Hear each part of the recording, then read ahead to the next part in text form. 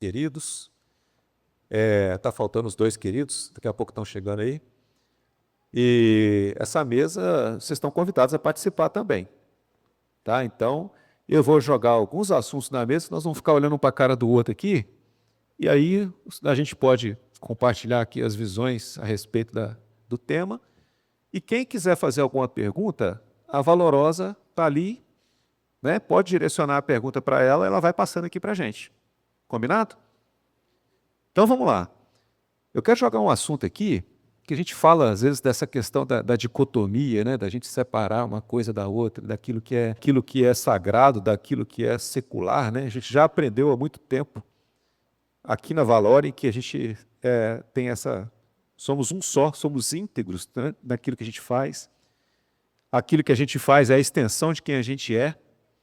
Então não tem como a gente ser um filho de Deus e fazer algo diferente disso, né?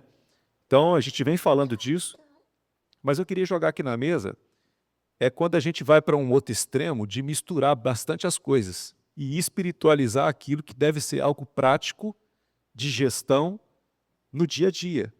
Então, às vezes, a gente confunde a questão da gestão, do cuidado com a administração e mistura isso com o propósito de Deus. Não, estou fazendo a vontade de Deus.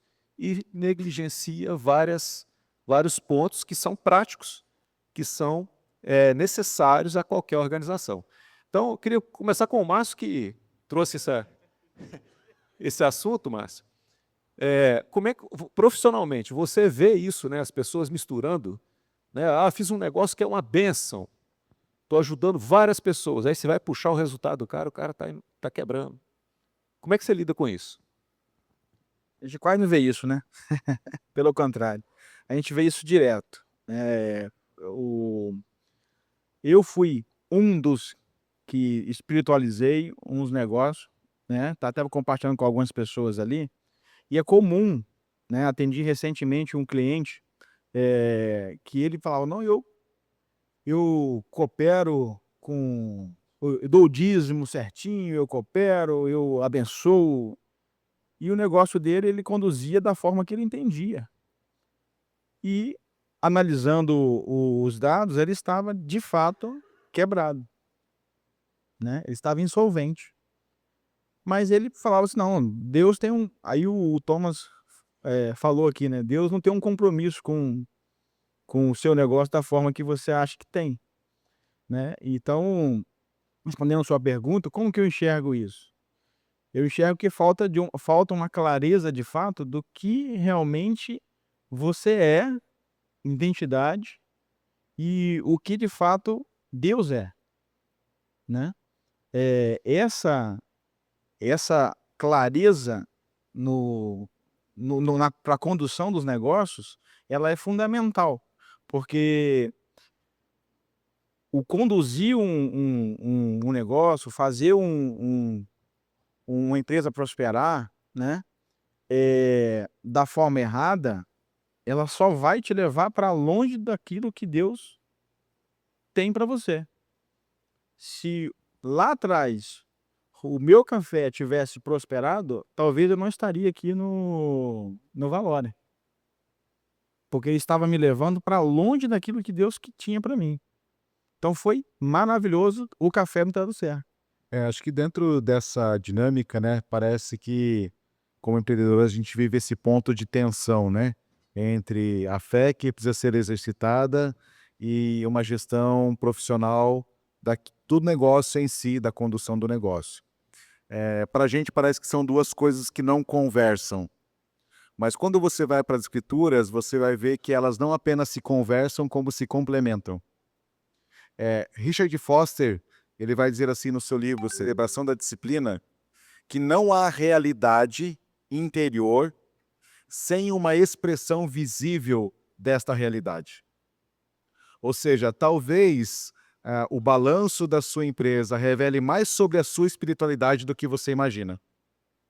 Porque se lá na ponta não está performando bem, é porque alguma coisa dentro de você não está contribuindo para isso, ou está possibilitando que isso aconteça.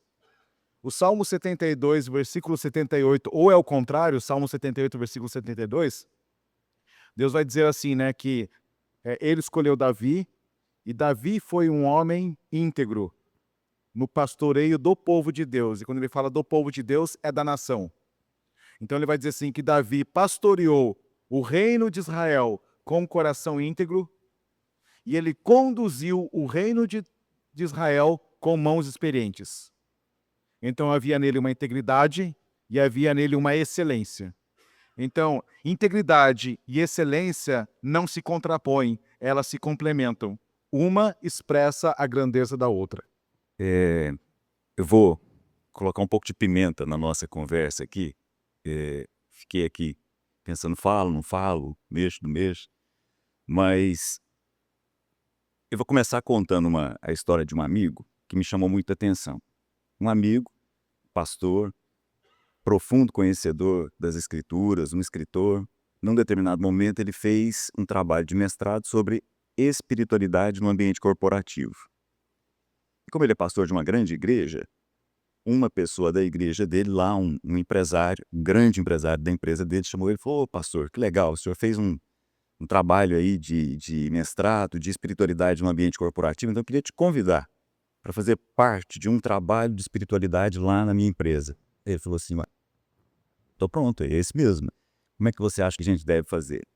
Aí ele falou: "Vamos fazer o seguinte, eu vou reunir os funcionários todos numa sala, o senhor prega para eles, convida eles para participar da nossa igreja, fala do evangelho para eles e tal." Aí esse amigo meu falou: "Olha, deixa eu te explicar uma coisa fundamental. Essa sua proposta é uma proposta religiosa.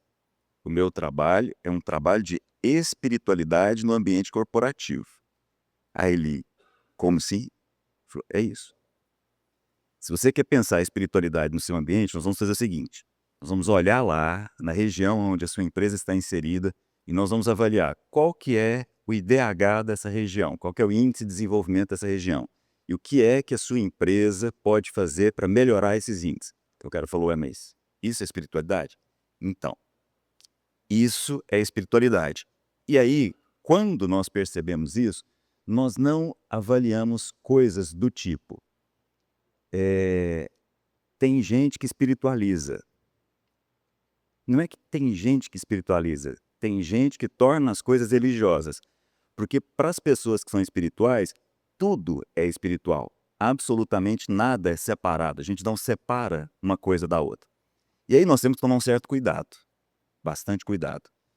A espiritualidade judaica apresenta uma sequência importante a respeito do que é a sabedoria. Dentro da espiritualidade judaica, o primeiro degrau da sabedoria é aprender o óbvio, que parece simples, mas uma das coisas mais... Eu fui professor de física há muito tempo, e uma das coisas mais complexas que a gente tem quando dá aula de física é explicar o óbvio. Isso não é tão simples. O óbvio, no fundo, só é óbvio para mim. Pode ser que seja para mais alguém, mas não é tão simples assim. O primeiro degrau da espiritualidade fala a respeito do óbvio, e isso está no livro de Provérbios. O que o livro de Provérbios ensina para a gente? Se eu planto arroz, eu só vou colher arroz. Parece a coisa mais óbvia do mundo, né? Mas nem sempre nós estamos plantando perdão, nem sempre nós estamos plantando compaixão, nem sempre nós estamos plantando solidariedade, amizade. Nem sempre. Muitas vezes nós estamos plantando rancor, muitas vezes nós estamos plantando mágoa. Então é óbvio, mas não é tanto assim. Só que tem um detalhe. Isso corresponde ao primeiro degrau. Porque o segundo degrau da espiritualidade é um homem que fez tudo certo. É um homem que plantou arroz. Mas ele chegou lá na colheita dele e falou assim: "Mas cadê meu arroz?" Aí ele olhou, recebeu os amigos dele falaram: "Você fez alguma coisa errada." Eu estou falando de Jó. O que Jó fez de errado? Então, não necessariamente porque alguma coisa deu errada, que nós fizemos alguma coisa errada. É bom que a gente entenda isso. Às vezes, os propósitos que Deus tem para as nossas vidas são que a gente o conheça quando as coisas estão tudo errado. E não porque você fez alguma coisa errada, mas porque em algum momento, numa outra dimensão, ele decidiu por isso, para que no final das contas você o conheça, embora não esteja entendendo o que está acontecendo com você. Mas também tem o inverso disso. Também tem a hora em que você planta arroz num ano que ninguém plantou. Ninguém plantou naquele ano, você plantou. E mais, choveu só na sua horta. E você colheu como ninguém, a ponto de você olhar seus celeiros e falar assim, puxa vida, não cabe. Estou falando de Eclesiastes. É o cara que chegou e falou, puxa, deu tudo certo na minha vida, só eu que não estou bem.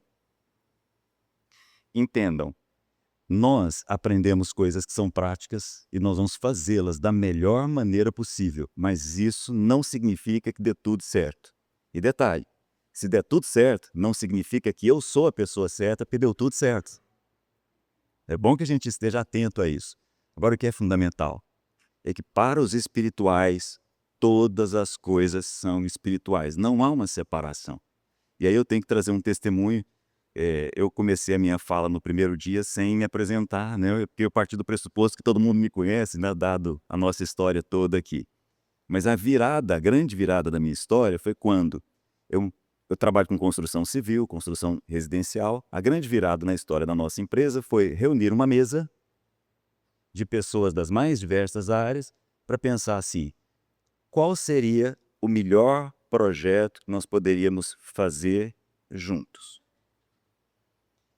Aí eu pergunto para vocês, isso é espiritual? Para os espirituais, tudo é espiritual. Então, cuidado quando a gente separa e diz assim, mas tal pessoa... Não, calma, não chegou no final da história ainda não. O sucesso não necessariamente é uma pessoa bem resolvida, e uma pessoa mal resolvida não necessariamente é uma pessoa que não tem sucesso. Eu queria jogar um pouco de pimenta nessa história. O que vem à minha mente aqui é que, em primeiro lugar, nós fomos criados na imagem de Deus. Significa que nós somos a expressa imagem de tudo que Deus é. Qual foi a primeira incumbência que Deus deu para o homem? Foi cuidar do jardim do Éden. Cuidar do jardim do Éden é realmente cuidar de um jardim. Dar nome nos animais. Então é espiritual, concordo plenamente. Nós fomos criados e tudo que nós fazemos é uma expressão de quem Deus é. Isso significa tudo que nós fazemos na igreja, tudo que fazemos na família, tudo que fazemos no nosso trabalho. Tem coisas que ir para a igreja vai trazer para você que nem nada mais vai trazer, nem mesmo seu tempo de oração sozinho. É importante estar na igreja. Mas tem coisas que você vai ganhar no seu tempo com Deus sozinho que você não vai ganhar indo para a igreja. E digo mais, tem coisas que indo um homem que vai pescar vai fazer na vida dele que ir para a igreja não vai fazer. O homem precisa daquele momento de pescar. Ele precisa daquele momento de lazer. Todas as coisas são espirituais para o espiritual. E quando Paulo fala, tudo que fazeis, fazei em nome de Jesus. Agora, eu vou jogar mais pimenta ainda nessa história. Se eu chegar aqui, que mesa linda. Quem que arrumou essa mesa? Quem que organizou essa conferência? Toda a honra e glória seja dada ao Senhor. Não. Queridos, pessoas criativas, pessoas fizeram o seu trabalho. Então, nós devemos reconhecer o que elas fizeram, porque fizeram para o Senhor, mas fizeram com a criatividade e habilidade que Deus lhes deu. E se fizer mal feito, foi Deus que fez mal feito? Vocês estão me entendendo? E se você trabalha num empreendimento todo-poderoso e filhos, e ele te deu uma incumbência, você vai dizer, ó Deus, agora está na mão do Senhor. Mas ele falou, mas eu te contratei para fazer isso. Vocês estão entendendo? Quantos estão me entendendo? Então eu termino com esse versículo aqui em Colossenses, que tem sido um norte para mim. O apóstolo Paulo fala sobre o conhecimento de Deus, a plenitude de Deus, tanta coisa, o mistério que é Cristo em vós, a esperança da glória. E ele termina o capítulo dizendo, para isso eu me esforço, lutando conforme a força dele que atua poderosamente em mim. Em resumo, no seu trabalho, nós somos chamados para esforçar, lutar, mas não na nossa força, na força que Ele colocou dentro de nós, o que nossa irmã hoje ministrou. O seu tempo com Deus, seu espaço com Deus, estar na mesa com Deus, vai capacitar você a trabalhar eficazmente, com sabedoria, com diligência, mas segundo a força que atua em você. Amém? Muita pimenta. Você é baiano? Não. Pimenta demais aqui para mim já. Eu ia só complementar o seguinte. Eu vejo muitos esforços em movimentos cristãos que mantêm business as usual. Então, se a gente está vindo para cá, para o Valorem, para pegar uma perspectiva de empreendedorismo missionário e missional, como o Anderson falou, isso muda a perspectiva de como fazer negócio. Então, não é mais business as usual, é business as mission, que foi inclusive o Marcelo que me introduziu ao conceito. Então, é outra forma de fazer negócio, entendeu? Eu acho que é isso que tem que ser sofrido upgrade aí na galera. O ponto que a gente tem refletido, né? Conversamos muito com o Márcio, né? É que às vezes o irmão vem para a gente para pedir ajuda. Ajuda aqui.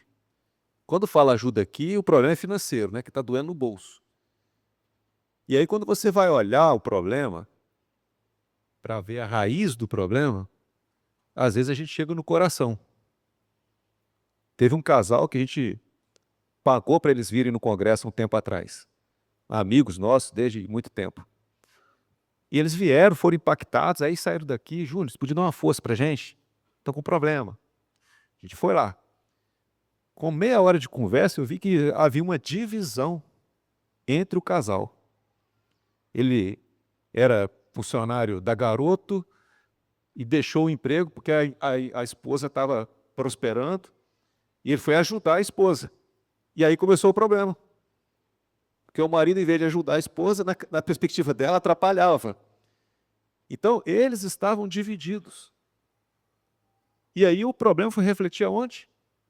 No negócio, que antes parecia que estava indo bem. Então, assim, às vezes a gente não tem essa... A gente mistura as coisas, né? Eu estou fazendo a vontade de Deus, eu sou empresário.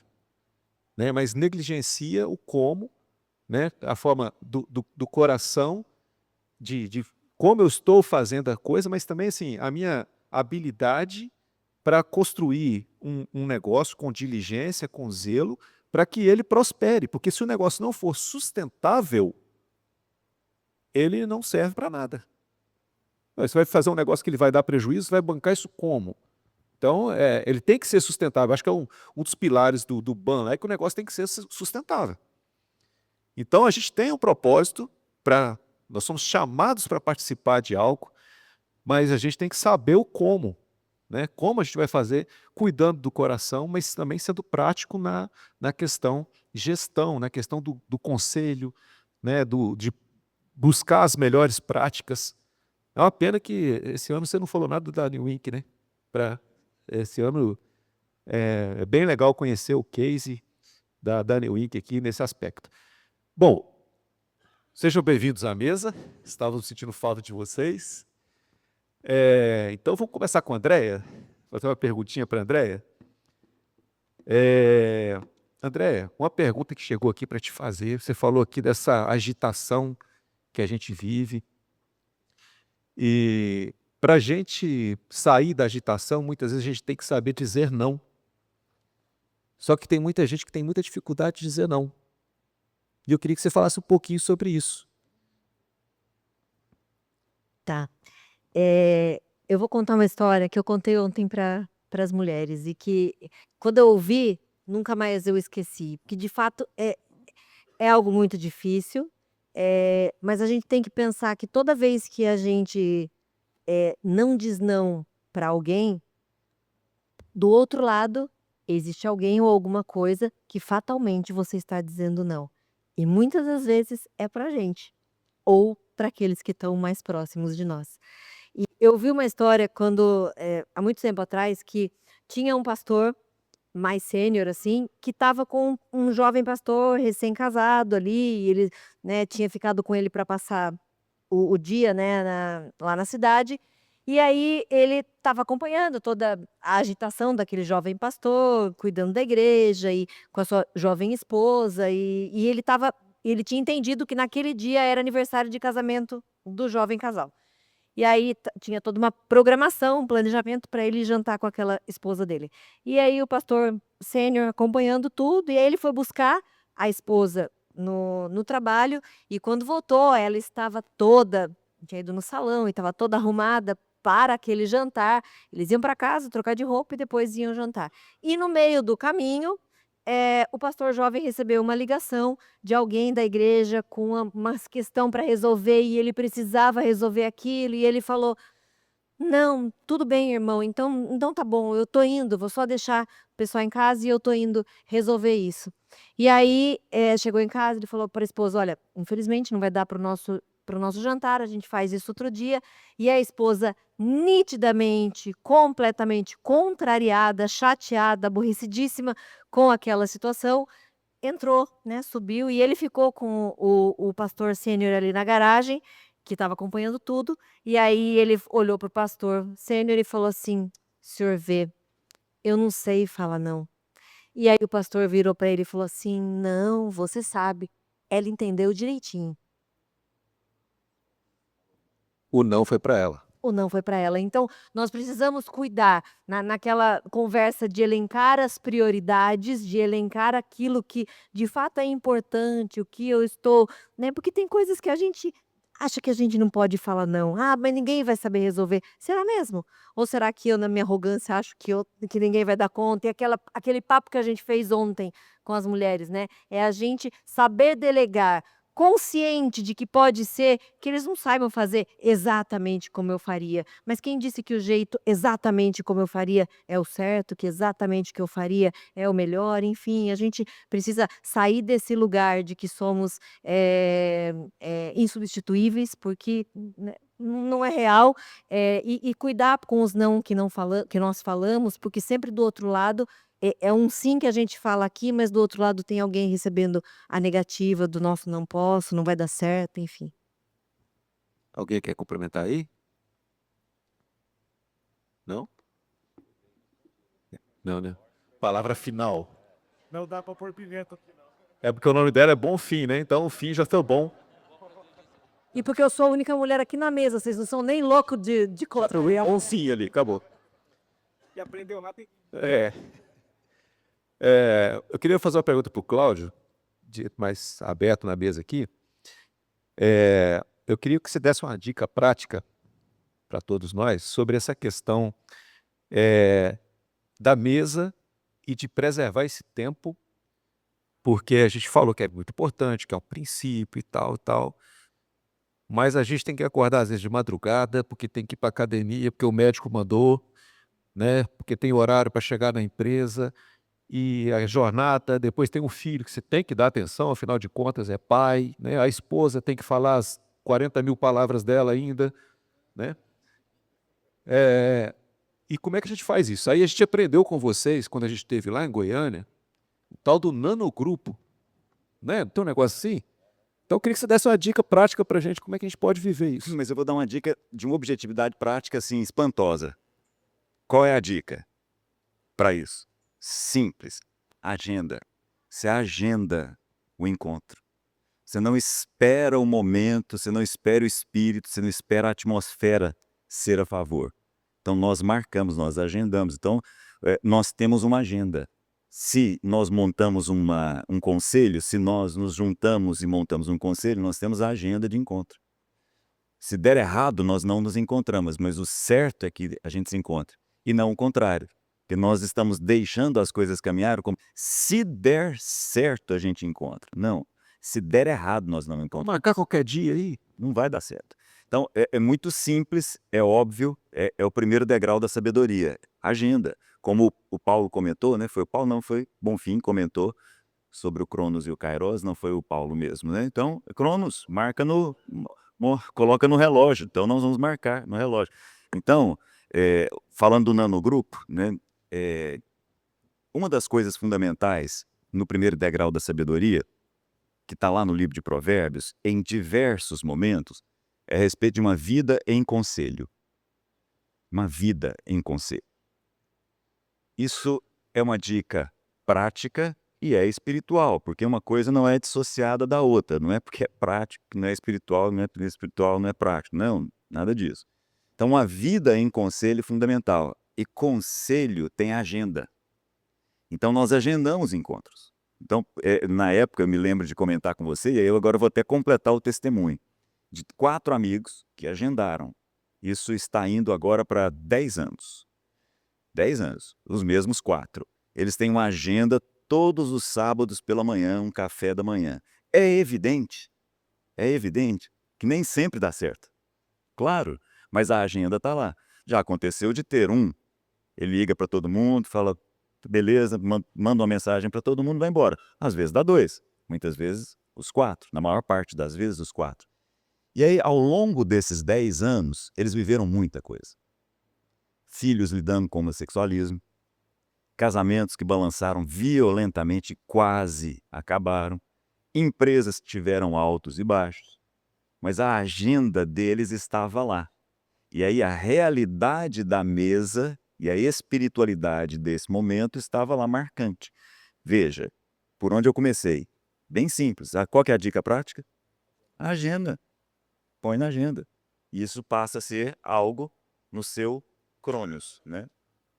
Mais alguma dica prática aí, gente?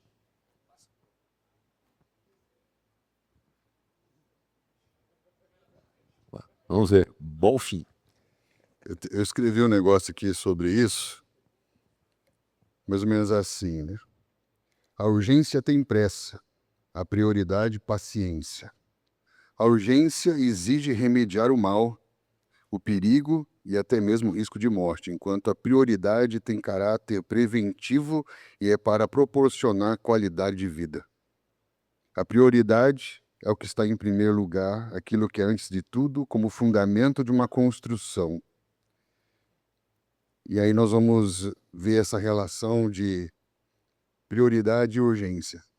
E a recorrência da urgência já é uma evidência de falta de prioridade, né? Então, se a vida é recorrentemente refém da urgência, porque em algum momento eu perdi as prioridades, né? Que ela é sempre preventiva, paciente, a longo prazo, né? Então, a prioridade, ela me livra de uma vida atropelada pelas urgências. Então, cai bem, né, no conselho do Cláudio, que é priorizar algumas coisas e ter estratégia. Estratégia é a capacidade de saber para o que dizer sim e para o que dizer não. Porque, como o André falou, ele sempre está dizendo sim e não para alguém, né? Seria mais ou menos isso. Quem é que vive na correria aí? Ninguém, né? Ó. Mas depois dessa. Posso falar uma coisa aqui? Eu acho que uma das coisas que nós precisamos, no mundo de hoje, priorizar também é com quem Deus nos chamou para sentar na mesa. Que nós não vamos conseguir sentar na mesa com todo mundo. Nós vamos ter pessoas que nós vamos encontrar uma vez por ano. Tem pessoas que nós vamos encontrar a cada 2 anos. Tem pessoas que nós precisamos de sentar na mesa todas as semanas. E tem pessoas que temos que sentar na mesa todos os dias. Então, entender essas prioridades e ser intencional nessas prioridades, nós vamos construir. Nós começamos o Ministério Ken, e um dos meus mentores, o apóstolo John Kelly, ele falou para mim, vão ter 3 pessoas com quem você vai relacionar. Vão ser pessoas que você vai semear uma semente e talvez você nunca mais vai vê-los, mas foi uma bênção.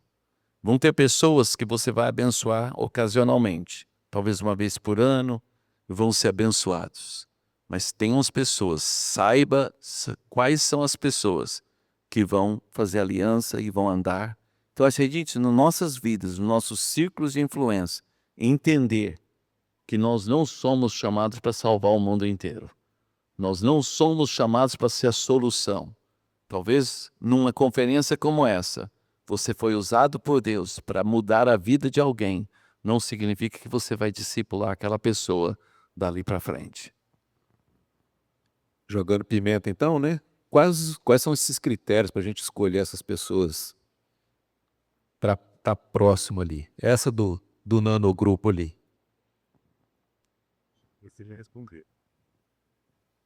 Eu acho que você já respondeu, honestamente. Tem pessoas que... Bom, em primeiro lugar, uma coisa fundamental. Nós não escolhemos por afinidades. Nós escolhemos pelas diferenças. Eu vou repetir. E a depender de como isso caminhar, talvez até isso faça parte da nossa reflexão hoje.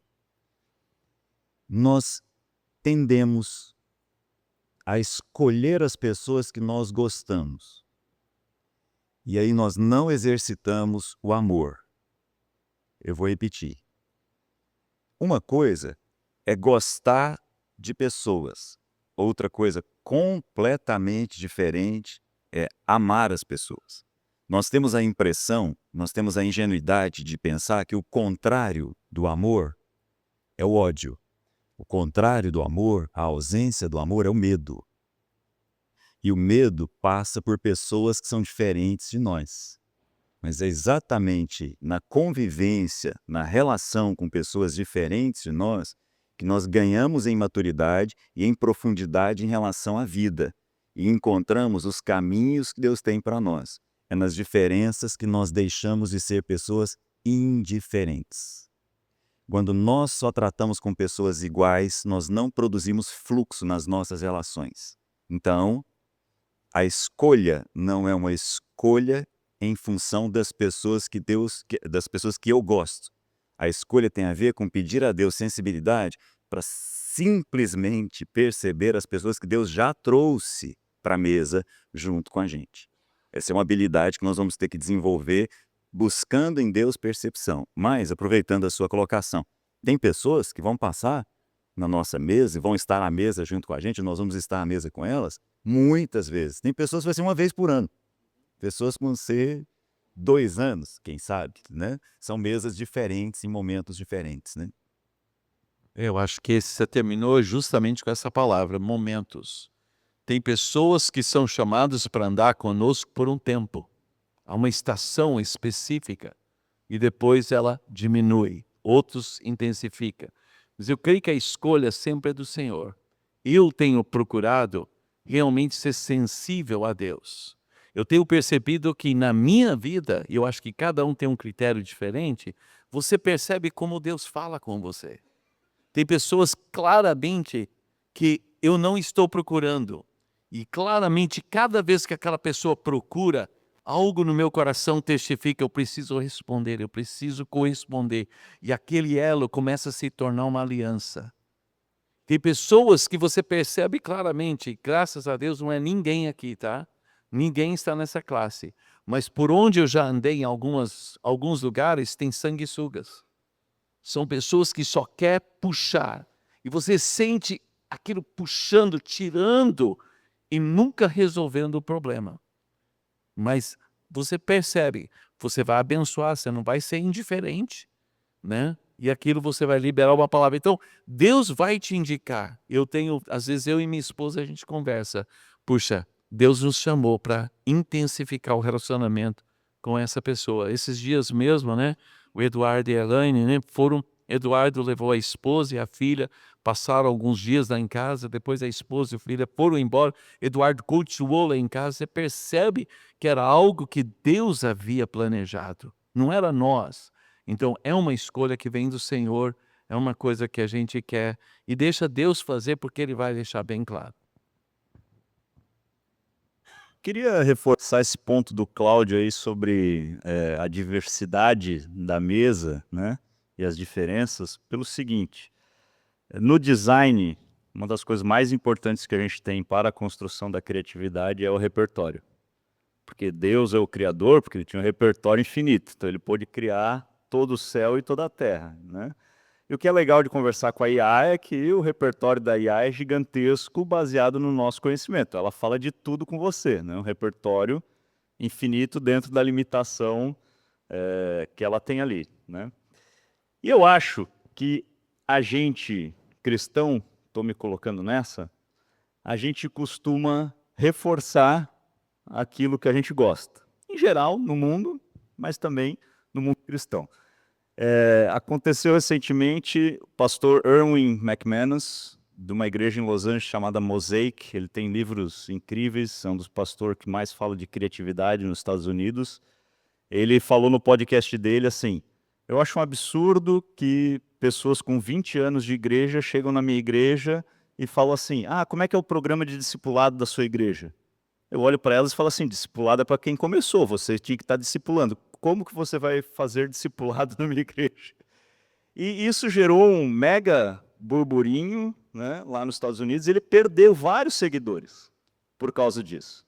E ele voltou nas redes sociais e falou assim: eu acho um absurdo que a pessoa me segue há anos e porque eu fui contra a opinião que ela tem, ela deixou de me seguir, ou seja, eu não era um líder para ela, eu só estava validando a forma dela de pensar.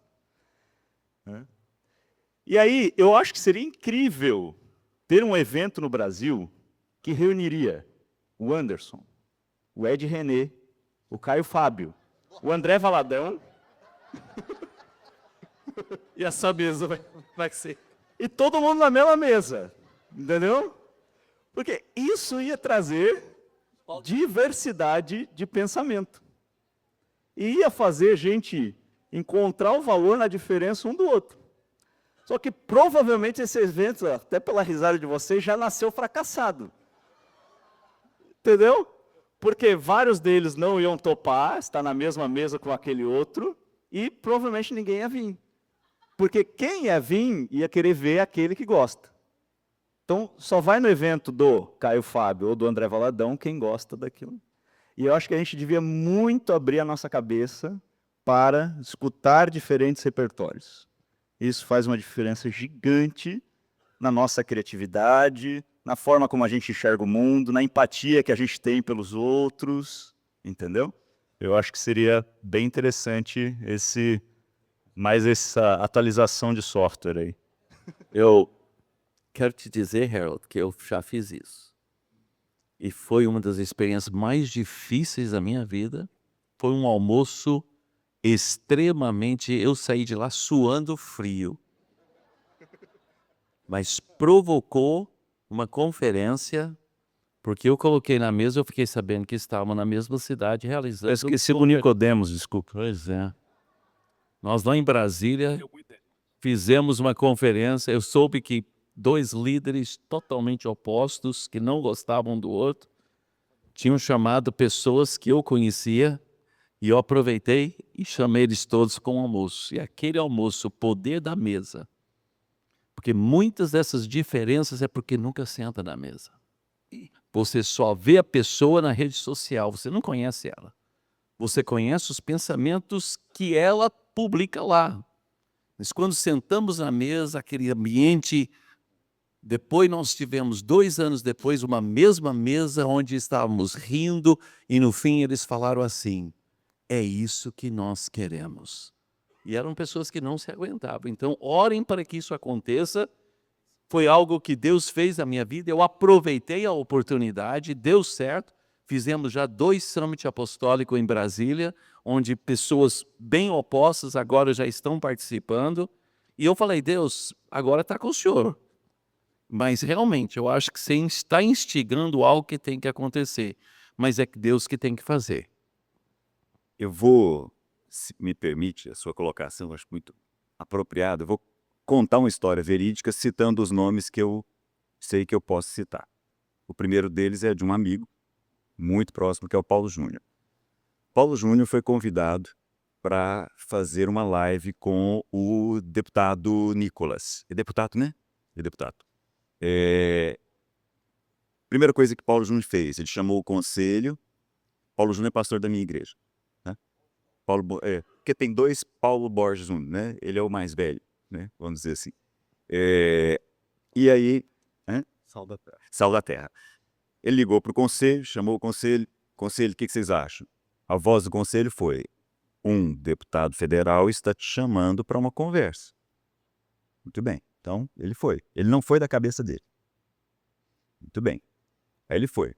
Na mesma semana, ele fazia parte de um movimento cuja liderança era formada basicamente de amigos deles, mas como Nicolas representa de maneira muito forte a direita, e esse movimento era um movimento dirigido por pessoas basicamente progressistas, as pessoas o cancelaram desse movimento e de tudo o que viria depois na sequência.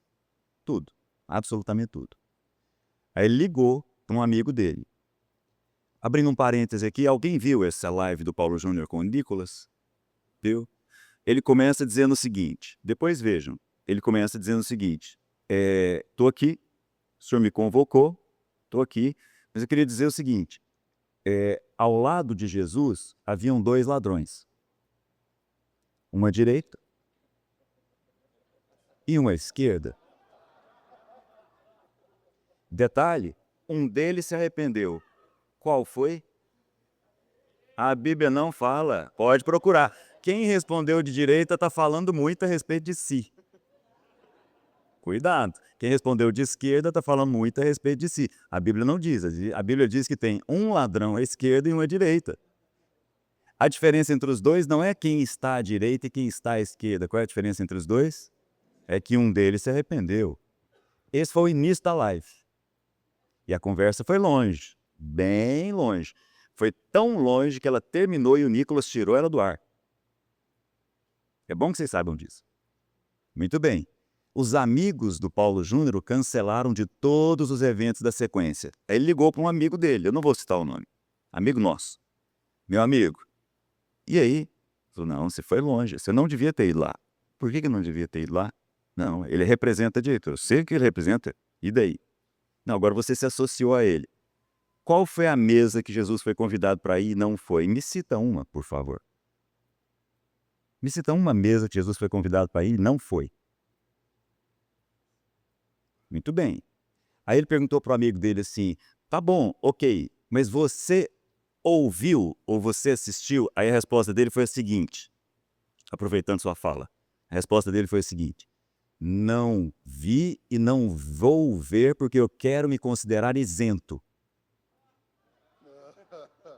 Ué, a isenção viria ou poderia vir se ele assistisse. Ele não está se colocando isento, ele está se colocando de que forma? Indiferente. Indiferente. Então é muito apropriada a sua colocação e tem muito a ver. Mas o final da história é o seguinte, aproveitando. Ele chamou a turma, sem câmera, sem imagem, para a casa dele em Brasília, Paulo Júnior.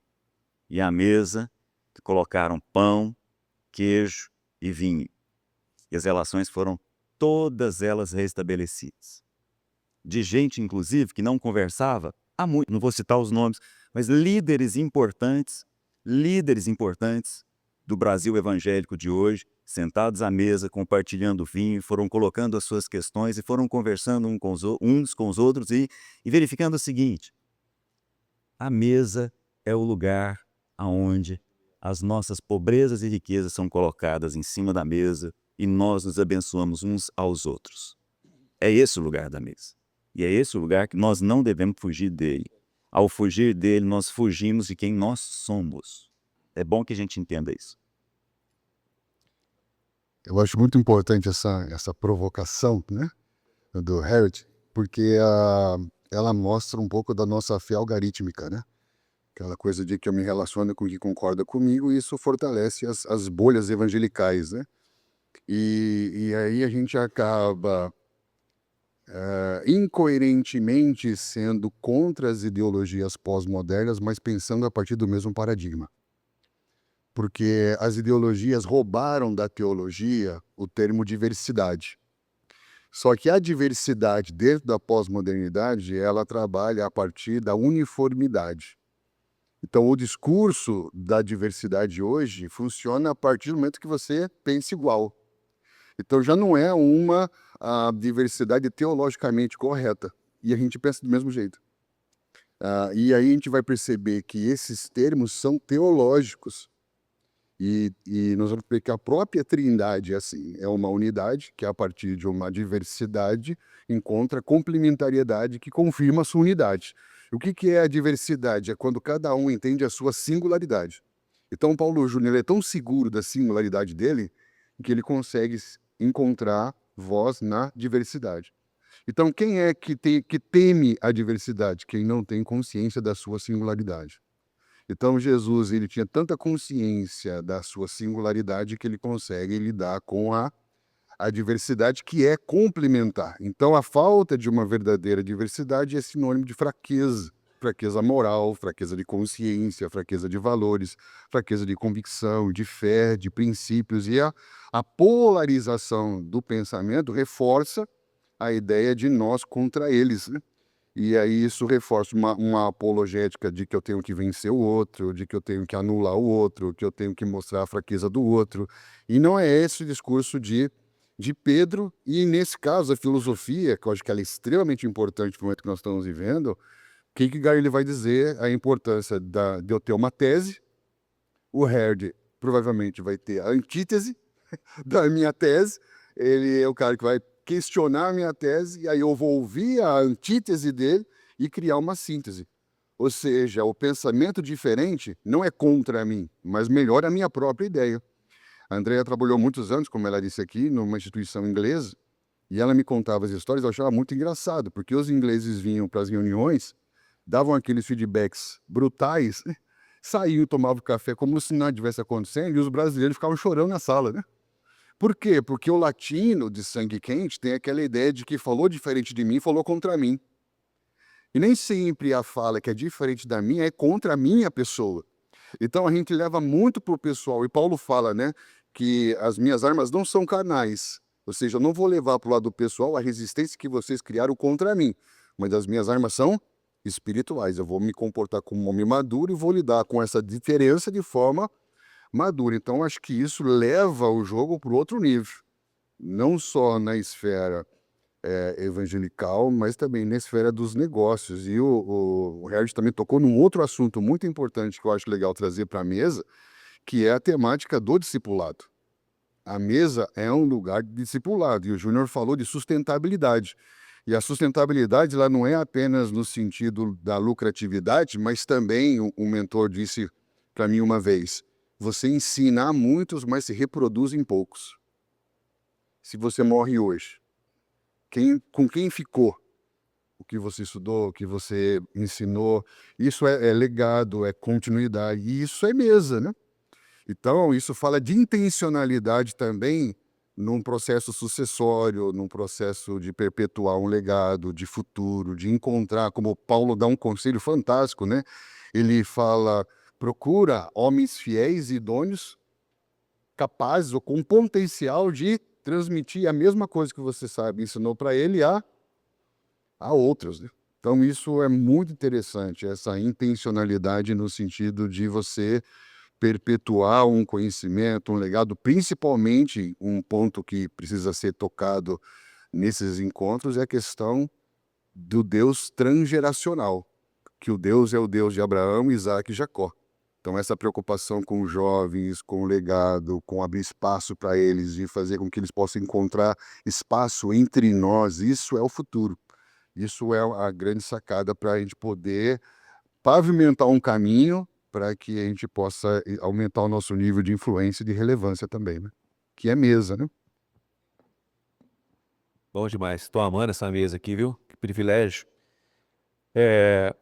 Vou fazer uma pergunta agora, mais complicadinha. Mas já que nós temos aqui quase 50% da mesa aqui são pastores. Nós todos somos pastores, tá vendo? Mas estão liderando uma comunidade local, né? Nem todos estamos. A gente tem um constante empate assim com alguns empreendedores e os seus pastores, né? Então é uma conversa assim meio de ciúme, né? De às vezes liberar o empreendedor para participar de um evento. O que esse cara vai ouvir lá, né? Será que vão pedir uma oferta, né? Será que ele vai roubar o dízimo desse empresário? Vai mudar de igreja? coisas bem fora de qualquer pensamento, né, Valori ou Ken ou qualquer outra. A gente quer o contrário. A gente entende que precisamos fortalecer a igreja local e desenvolver, porque é lá que ele vai ser discipulado, ele vai aprender. Não é aqui, aqui é só um start, né? Então, eu queria ouvir, né, de vocês como que a gente pode cooperar com essa compreensão dos líderes, né, em relação a esse recorte dos nossos irmãos que são empreendedores. O Thomas pode me ajudar a refutar ou concordar com o que eu vou falar, mas essa já não é mais uma pauta em ambientes cristãos desenvolvidos, na minha opinião. Tá? Vou dar um testemunho da minha vida, Júnior. Fui para os Estados Unidos, eu e minha esposa vivemos um momento muito delicado lá, moramos lá, né, em 2017 a 18, e eu fui numa igreja batista, era a primeira igreja batista de Miami, mas aí se juntaram todas, virou outro nome, né, todas as PIB ali da região de Miami, e o primeiro dia que eu fui, tipo assim, ali eu sinto que foi, eu cresci na igreja, mas ali eu sinto que eu fui, né, que eu reconheci a Cristo, assim, aquele dia foi um marco na minha vida, sabe? E eu percebi naquele momento que, tipo assim, a vida inteira eu consumi da igreja. Eu era o downloader, né, que eu falei no ano passado, né? Eu fazia download quando eu ia para a igreja. E eu resolvi mudar a minha perspectiva e passar a, né, ser um uploader, né, oferecer o que eu tenho na igreja. E eu pedi para falar com o pastor e ele falou assim: "Ah, que legal, cara. Vem 1 hora mais cedo e você vai atender na porta, então, na semana que vem."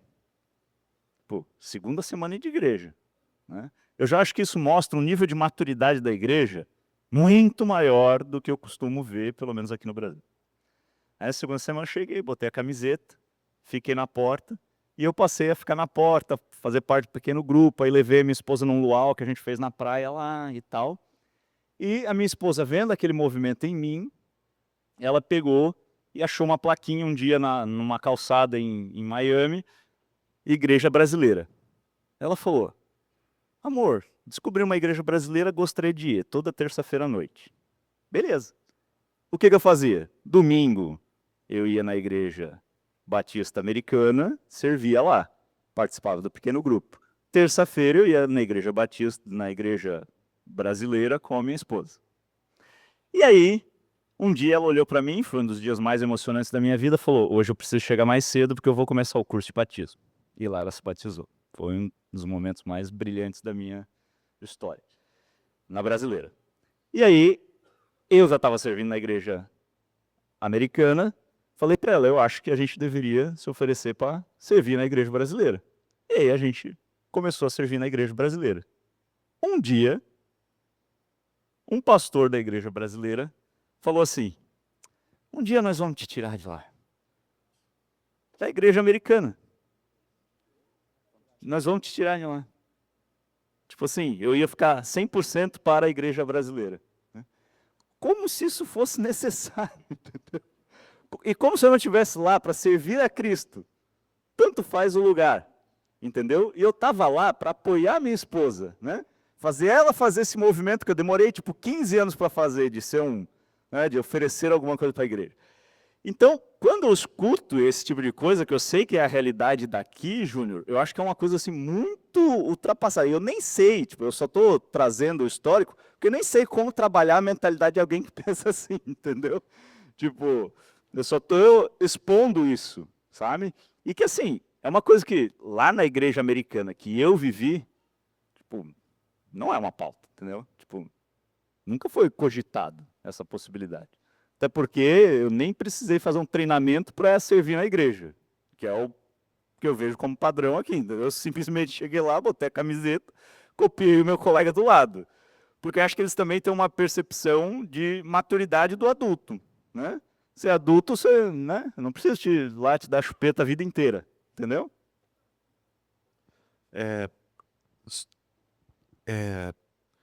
Eu creio que nós vivemos numa sociedade, numa cultura, a cultura da época que nós vivemos. Paulo diz em Romanos 12, não vos conformeis com este século. Nós somos frutos de uma cultura e Deus está nos chamando para mudar a cultura. E uma das coisas que nós precisamos de ter muito cuidado é que Deus trabalha, sempre trabalhou e sempre vai trabalhar através da igreja. A igreja é a instituição que ele estabeleceu. Todas as outras estruturas são estruturas que servem para um propósito, mas a igreja é a instituição que Jesus deixou. A igreja é o lugar do discipulado, a igreja é o lugar do crescimento.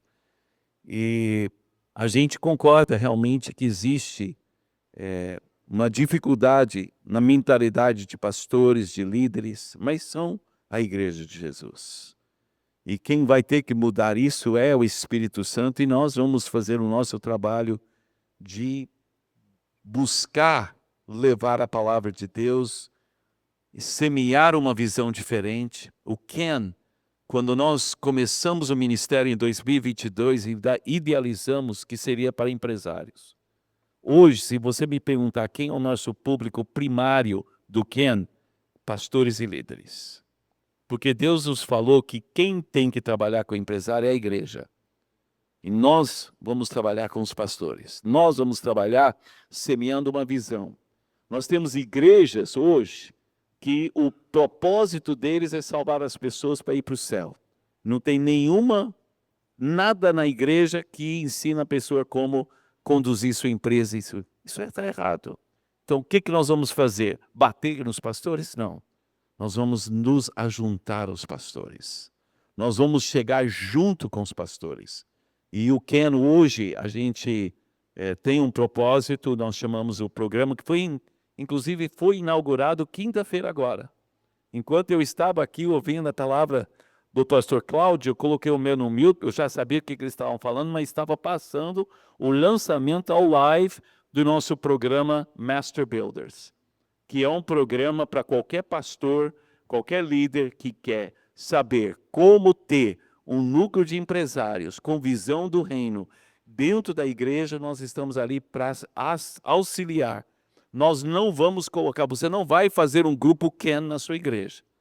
Você vai fazer um grupo de empresários da sua igreja, nós vamos te dar material, mas você vai usar esse material de acordo com a realidade da sua igreja. Vocês que vão desenvolver.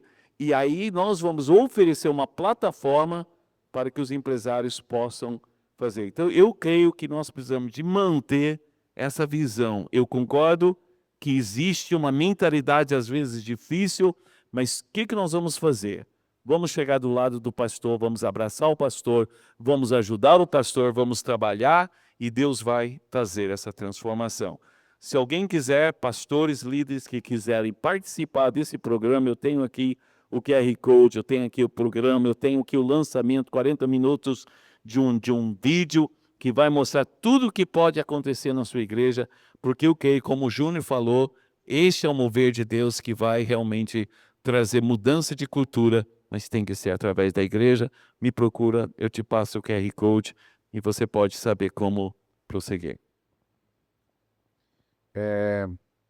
Eu acho que a realidade da igreja brasileira ela é bastante complexa, porque o que tem acontecido nesse momento histórico que nós estamos, né? O momento histórico é que as igrejas elas estão se tornando grandes corporações. E como toda grande corporação, a corporação cria o seu projeto e traz pessoas para trabalhar para o seu projeto.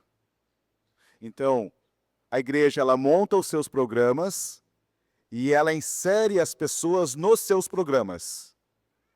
No final disso tudo, o resultado final disso tudo é pessoas sendo trituradas. Por quê? Porque o movimento da igreja tem que ser ao contrário. Não é inserir as pessoas no seu projeto, mas é ter um olhar que cada membro da sua igreja é um projeto. E qual é o projeto? A igreja não era um lugar para acumular pessoas, para empilhar pessoas. A igreja tinha que ser uma plataforma de envio de pessoas. Então, cada pessoa um projeto, o compromisso da igreja local desenvolver essa pessoa que é o projeto, para que essa pessoa seja enviada para realizar aquilo que Deus a chamou para fazer. A igreja de Antioquia teve essa característica, porque era uma igreja local muito bem fundamentada na palavra, era uma igreja local muito profética, era uma igreja local que estava envolvida com as missões transculturais, mas era uma plataforma de envio. E hoje nós só estamos aqui hoje reunidos porque aquela igreja local daquele momento histórico enviou Paulo e Barnabé. Porque entenderam que o projeto de Deus era para ser realizado através daqueles dois homens, enquanto o papel daquela igreja local era ser um lugar de conferência do que estava acontecendo e ser um lugar de reenvio de novas pessoas. Então, eu acho que o nosso grande paradigma que nós temos hoje é que nós estamos transformando a igreja local como um fim em si mesma. E quando nós transformamos a igreja local como um fim em si mesma, nós já estamos desconectados da missão global de Deus. A missão de Deus, ela é global, que é expressa na localidade, como nós falamos. Então, nós precisamos ter uma expressão local de igreja, onde cada pessoa é um projeto de Deus. Certa vez eu ouvi de um pastor, num processo de imersão, que ele falou assim, olha, fique atento, né? Era uma imersão para pastores. Ele falou assim, fique atento para o tipo de pessoas que Deus está enviando para a sua igreja. E entenda nesse movimento que tipo de estrutura a igreja precisa desenvolver, não para que essas pessoas permaneçam ali, mas para que elas sejam treinadas e enviadas. Esse é o nosso papel. Então a igreja local tem que ser o local de principal treinamento dos empreendedores cristãos, para que eles sejam enviados. Mas qual que é o desafio? Que nesse momento, o líder ele sempre vai ter que lidar com um ídolo profundo do seu coração que está presente em todos nós, que é a necessidade de controle, que é ter as coisas sob controle. Todas as vezes que como pastores, como líderes, e eu sou um pastor, sou um empreendedor, atuo no terceiro setor, atuo em política pública, então eu estou transitando em vários ambientes. O maior perigo que existe é quando um líder começa a querer controlar as coisas. Porque aí ele vai começar a usar as pessoas, ele vai coisificar as pessoas para que elas façam o que ele quer.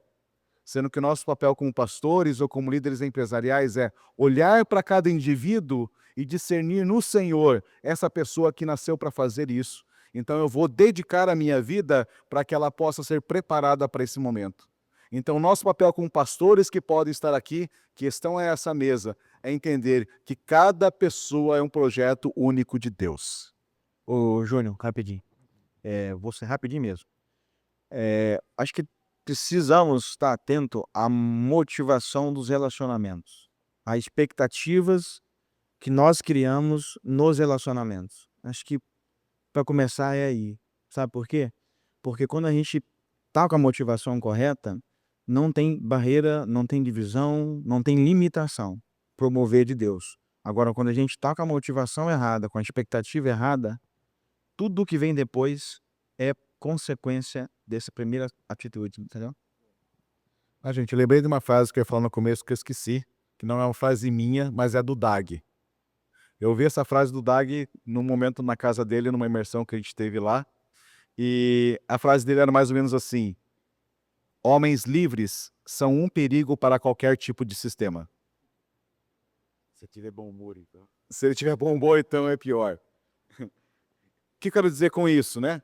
É que nós, como pastores, o nosso papel principal é tornar as pessoas, ajudá-las a serem livres. Porque se elas forem livres, elas serão uma bomba atômica onde elas estiverem.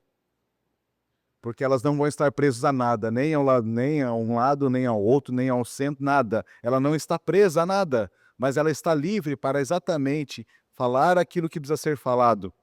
Ela está livre para fazer o que precisa ser feito. Ela está livre para cumprir a boa, perfeita e agradável vontade de Deus para a sua vida. Uma sugestão, né? Já que a gente está numa mesa, de colocarmos em oração, talvez, a missão catalisadora do valorem, né? Nesse sentido, né? Porque o elemento catalisador é aquele que consegue misturar água e óleo, né?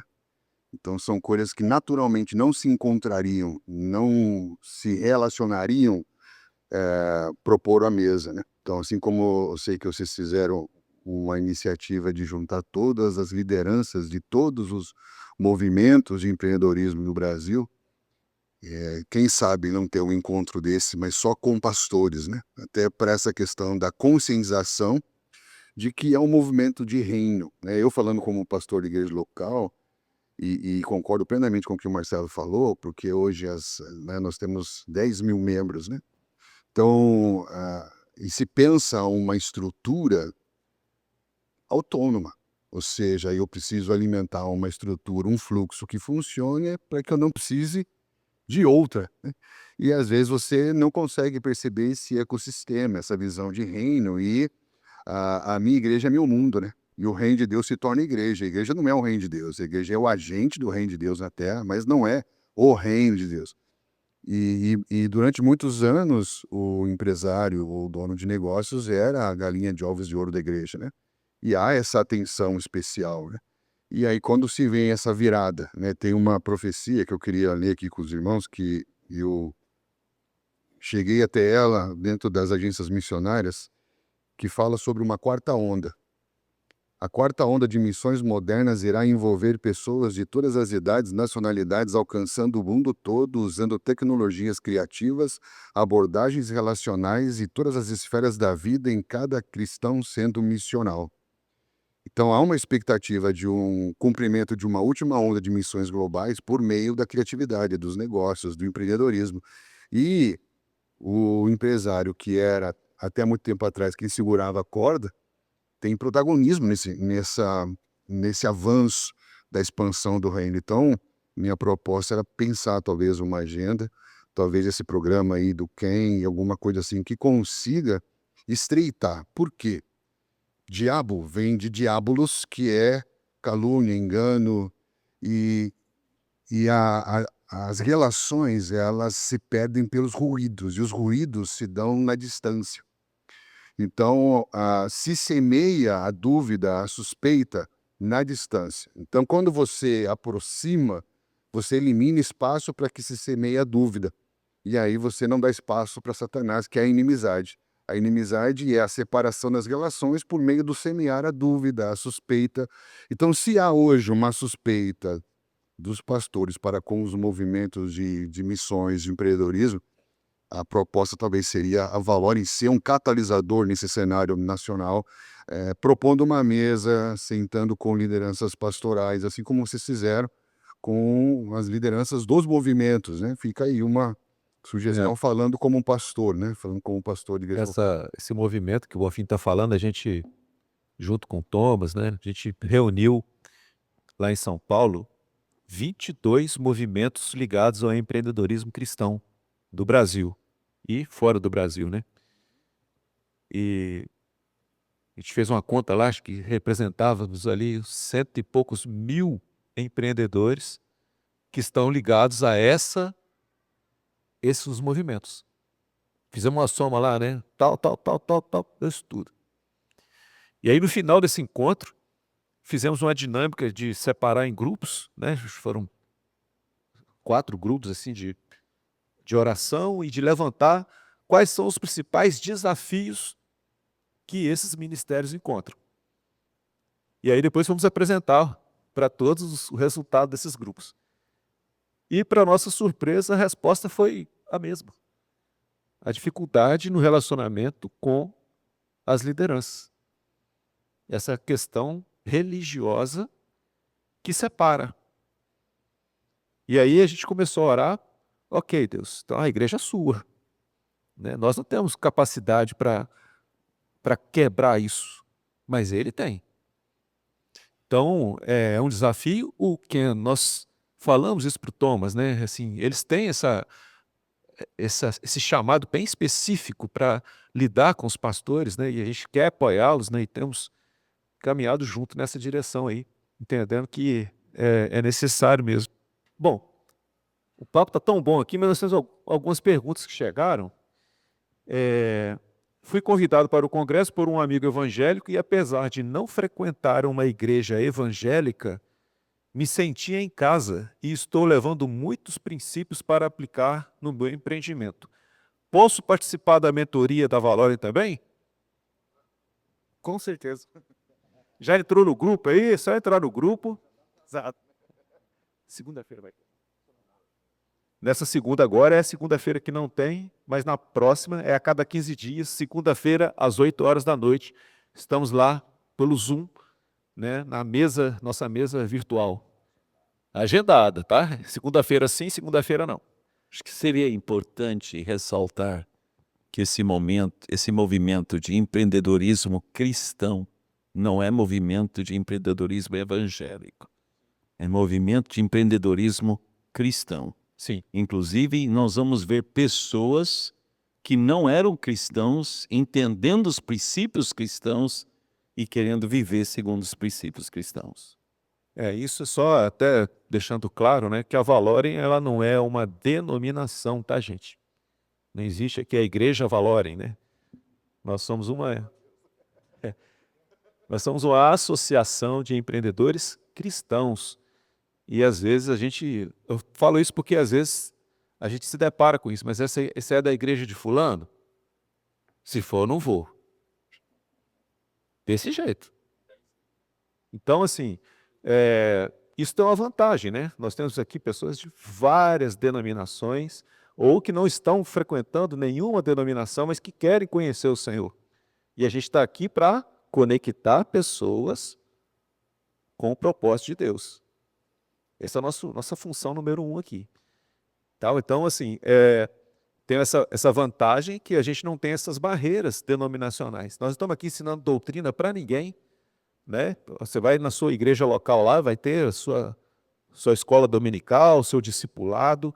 Nós estamos falando aqui de princípios e valores cristãos que a gente está encontrando na palavra, tendo Jesus como nosso Senhor. Amém? Então, por outro lado, nós temos movimentos que são de igrejas locais ou igrejas que têm uma abrangência nacional que tem 20 mil empreendedores na mesma denominação. Então, a gente lida com toda essa diversidade, né, de igrejas locais, mas a nossa proposta é ser, de fato, esse catalisador, né, gerando multiplicadores. Né? Citamos o exemplo aqui do Eduardo, em Cascavel, que incentivou o movimento lá, já tem lá vários empreendedores se reunindo. Então, é que vocês façam mesmo, procure seu pastor, dê a ideia para ele, se precisar de ajuda, tem aqui o Thomas, tem Marcelo, tem Valor, tem muita gente para ajudá-lo a desenvolver isso lá na sua cidade. Inclusive, a Valorem faz, né, não temos feito tanto quanto deveria, mas a gente fazia e vem fazendo encontros de valor, que é um mini congresso desse, que acontece aí no final de semana lá na sua cidade. Então você chama seus irmãos lá e convida, a gente pode ir para lá e estar junto com vocês, né? A gente agenda direitinho e é bênção demais. Então, a resposta aí, essa está fácil de responder, né? Nem vou passar para os colegas, é bem-vindo todos que quiserem na nossa mentoria. Essa acho que é para a Andréia, mas extensiva aí. Que conselhos você daria para mulheres solteiras, separadas ou viúvas que, em vez de caírem no vitimismo ou sentirem que estão incompletas, desejam fortalecer sua identidade em Cristo, viver com propósito e plenitude nessa estação da vida? Que conselho você daria para essas mulheres? Estamos numa era em que a identidade está completamente corrompida, deturpada, porque, né, a gente vive muitas questões, muitos traumas, muitas das nossas vivências acabam minando quem nós realmente somos e para ajudar, nós temos nós temos vozes, não dentro da nossa cabeça, mas vozes nas mídias sociais que têm uma fala a respeito do feminino bastante distorcida, né? Então, falei isso também com as mulheres ontem. a gente ouve muitas coisas a respeito de quem a mulher deve ser, que estão completamente em desacordo com quem Deus diz que a mulher deve ser. Eu Hoje em dia a gente escuta, né, eu falei para elas que a gente ouve muito falar sobre o empoderamento feminino, sobre o empoderamento e toda vez que eu preciso o empoderamento fala de poder, e poder eu preciso de alguém que outorgue ele para mim. Ou seja, eu ainda preciso ser validado por alguém. Esse é o grande problema.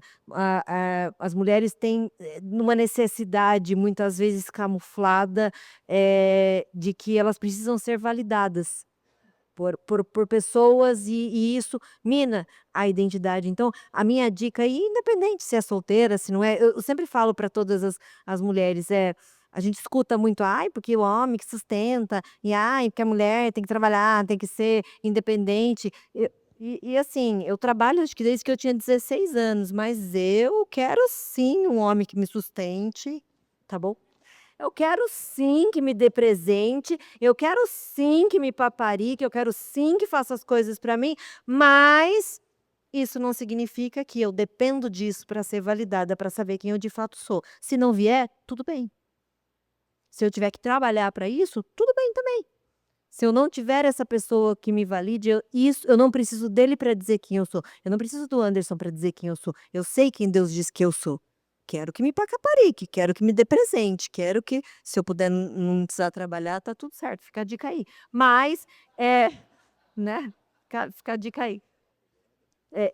O que eu sempre digo nós precisamos trocar, ao invés de queremos ser empoderadas por conta dessa visão distorcida e deturpada que tem aí fora, nós precisamos nos apoderar, que é diferente. Que eu me apoderar é simplesmente eu me apegar a quem eu de fato sou, a quem Deus diz que eu sou. Então, trocar aquilo que o mundo diz, aquilo que as mídias sociais dizem, as bandeiras que eles levantam, porque toda vez que eu preciso levantar bandeira é porque eu também sou insegura a respeito das minhas opiniões. Eu não preciso levantar bandeira, eu sei quem Deus diz que eu sou. Eu só preciso me apoderar daquilo, não mais do que as vivências me fizeram acreditar, não mais do que aquilo que os sofismas, que são mentiras que de tanto ser faladas se tornam uma verdade para mim, não mais do que os sofismas me fizeram acreditar a meu respeito, aquilo que as vozes das pessoas, o que me disseram, mas quem Deus disse que eu sou. Quando eu souber isso, eu consigo me posicionar e transitar muito bem em qualquer ambiente, sem me sentir menos por ser mulher,